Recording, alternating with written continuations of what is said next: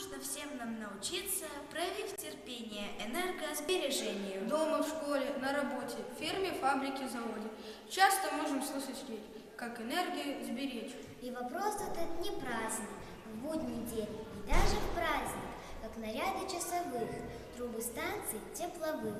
Круглый год под небом серым дым пускают в атмосферу. Службу станции несут, свет, тепло стране дают. Но они сжигают газ, в недрах нет его у нас. В поле тоже не родится, к нам идет из-за границы. И, конечно же, понятно, что берется не бесплатно, денег тех на целый год хватит, чтоб кормить народ. И еще есть правило, совершенно верное. Только там народ богат, где энергию хранят, где всему царит расчет и всему известен счет. Берегите воду, надпись вижу я, и согласен с этим, милые друзья. Состоим мы с вами, братцы, из воды, так что берегите реки и пруды. Не сливайте яды в средоточие вод. Каждое создание в мире воду пьет.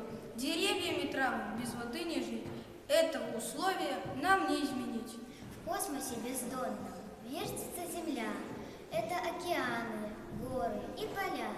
Без воды нет жизни, истина ясна. Пусть живой останется навсегда она. Вода – источник жизни на Земле. Сама жизнь на Земле зародилась на дне океанов, которые существовали в древности. Вода обладает уникальными свойствами, которых нет никакого другого вещества на Земле. Трудно найти место на нашей планете, где бы не было воды. Она повсюду, жесть только там, где есть вода. Вода всему голова.